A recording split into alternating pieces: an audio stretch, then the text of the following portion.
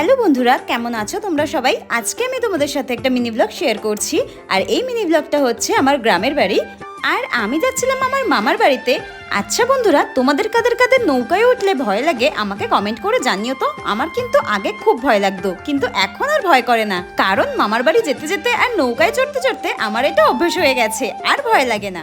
আর দেখো কি সুন্দর লাগছে না নদীটা। তারপর দেখো মামার বাড়িতে চলে এসেছিলাম, আর ভাই দেখো এখানে পুকুর থেকে জাল দিয়ে মাছ ধরছিল।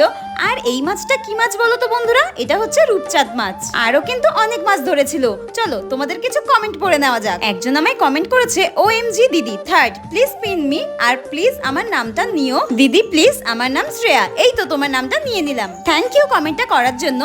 আর এটা কিন্তু আমার মামার বাড়ির কালী পুজোর দিনের ভিডিও। আর একজন আমাকে কমেন্ট করেছে, দিদি পরের ভিডিওতে আমার নাম নেবে? আমার নাম রোদেলা। এই যে তোমার নামটা নিয়ে নিলাম। তো চলো নেক্সট ভিডিওতে তোমাদের আরো অনেক কমেন্ট পড়বো। এখনের মতো টাটা।